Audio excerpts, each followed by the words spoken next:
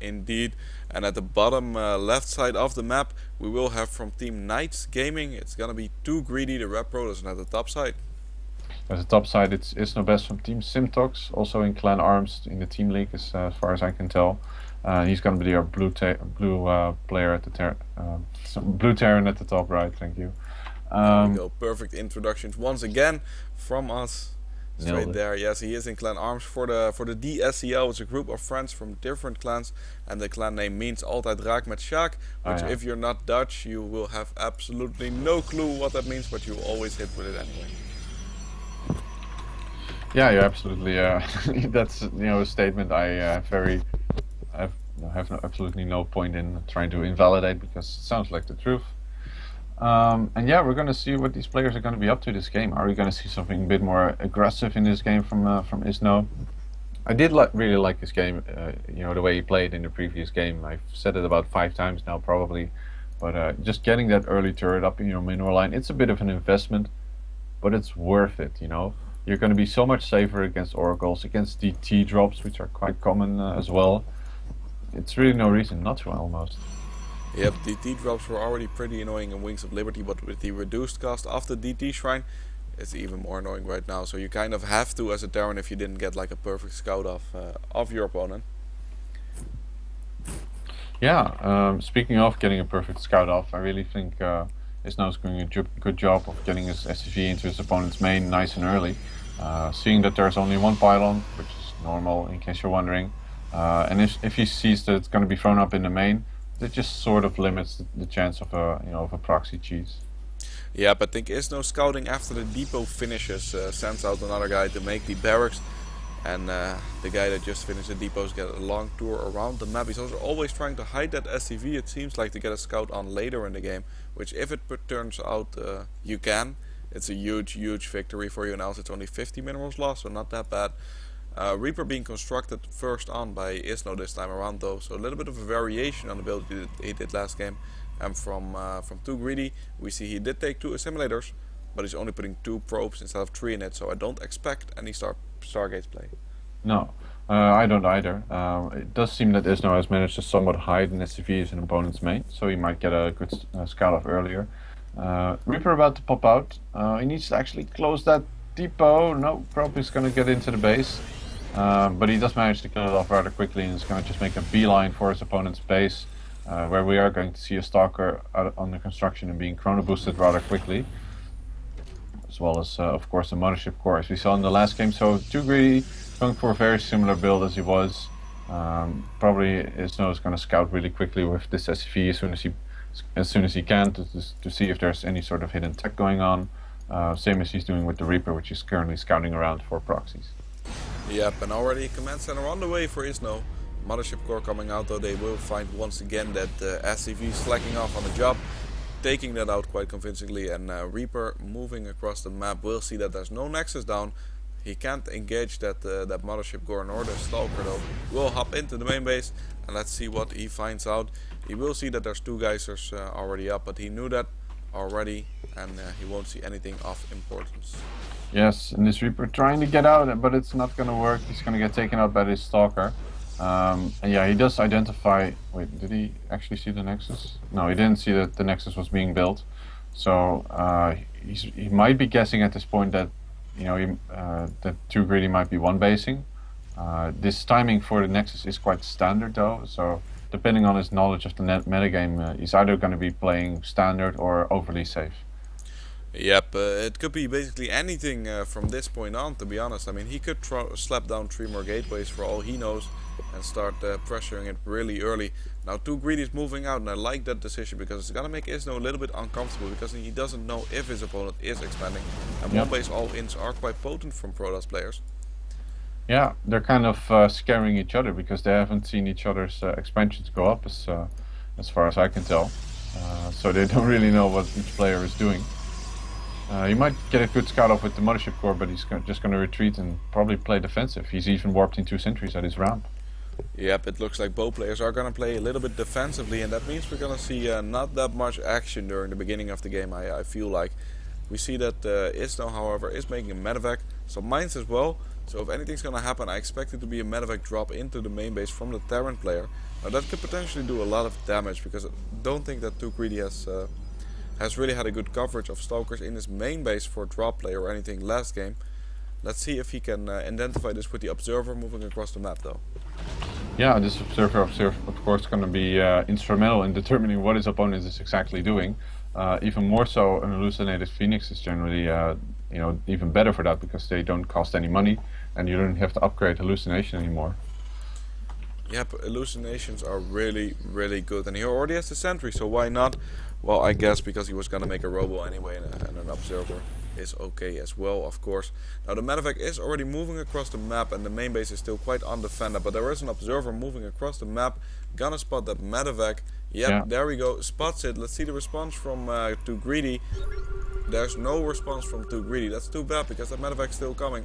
Yeah. The mine's already out, and the rest of the units will be dropped into the mineral line. Finally, a response from TooGreedy, but the probes are already evacuated. Oh, one of the winter mines actually gets taken out really quickly here by the Stalkers and the sentries, which kind of puts an end to this aggression. Probes going back to work. And yeah, TooGreedy has been really active with his observers, because he's got 3 on the map. So he was really feeling unsafe. Really wants to know what was coming. Yep, and the medevac is gonna go ahead and evacuate back home. He only lost 1 middle mine, so that's not too bad, I guess. 2 forges being constructed by TooGreedy right now, which means he is gonna go ahead and upgrade quite significantly. He's also gonna get some Colossus out, range not yet under production, nor is the first Colossus, but he is going for the late game, it looks like, with the build and the buildings he's adding right now. Yeah, Colossus, of course, being the weapon of choice here, along with the 1/1 upgrades from the Protoss. Almost loses a probe to the turret. Yep, the Terran is a little bit ahead of getting that first upgrade out, but he only has 1 NG bay, and with the, of course, chrono boost ability of the Protoss, you can catch up with the Terran quite easily if you have the resources for it. Now it is gonna be a question mark to who is gonna add the third base first, or who is gonna feel comfortable enough to move out.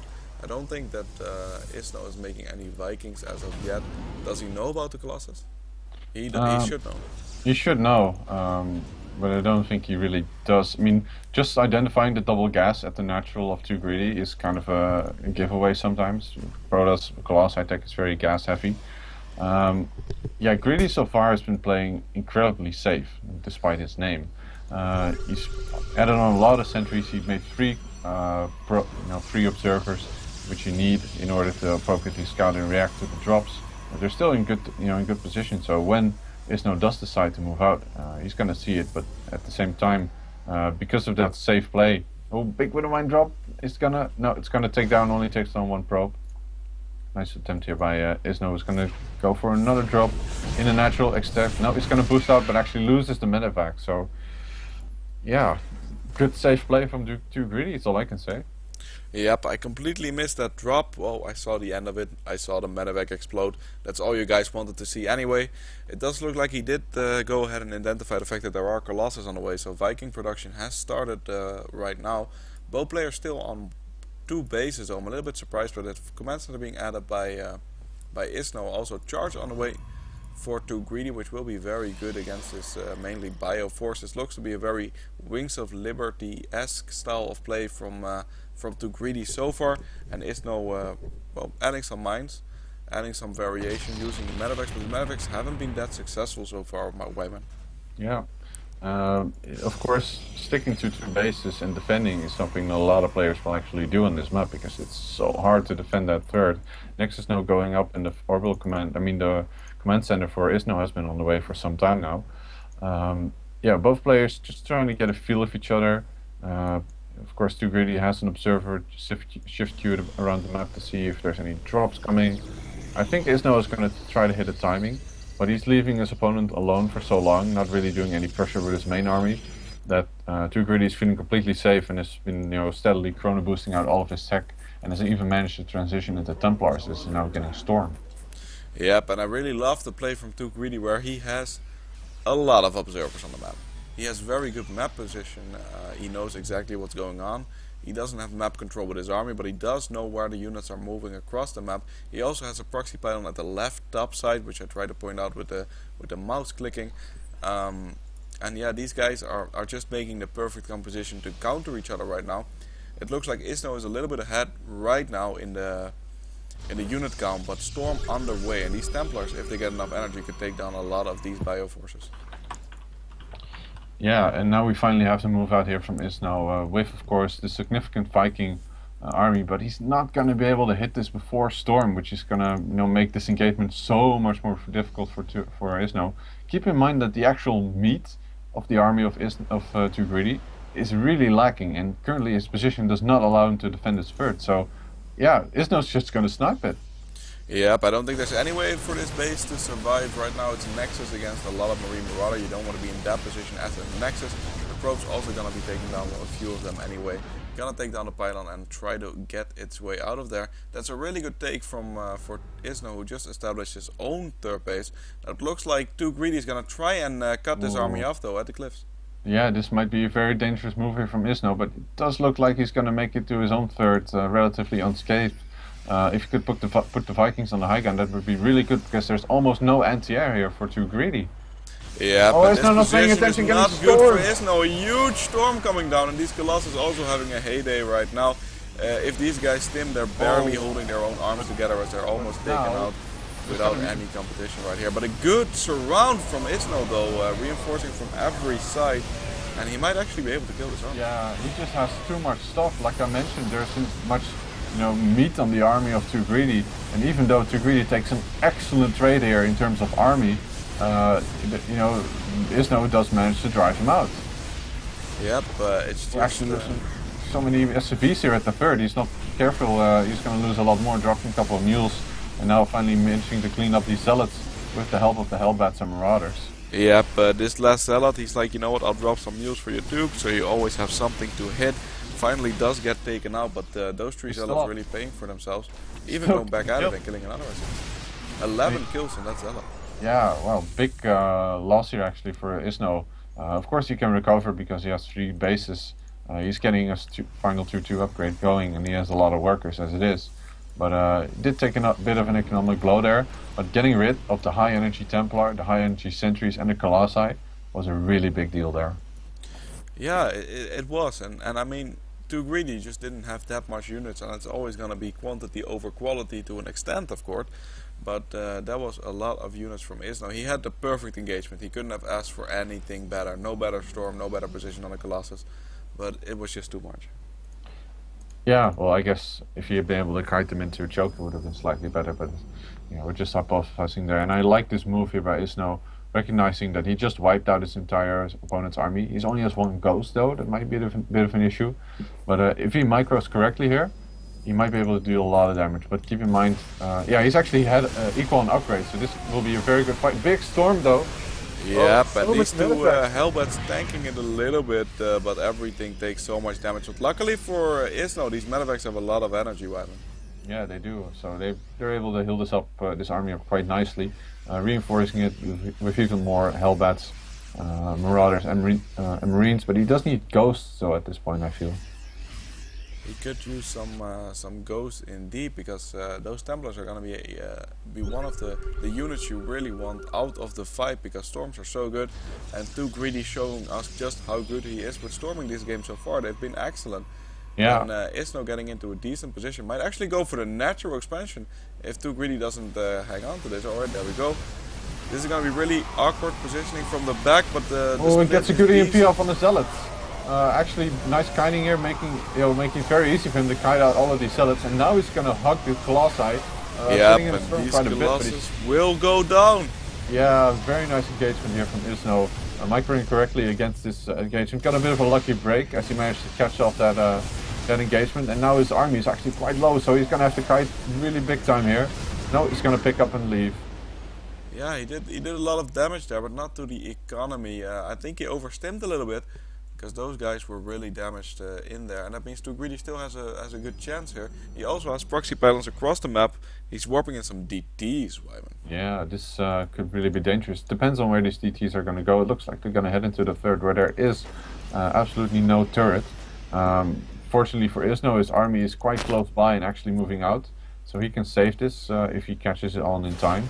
But this pressure from TooGreedy is so deadly, taking out so many SCVs.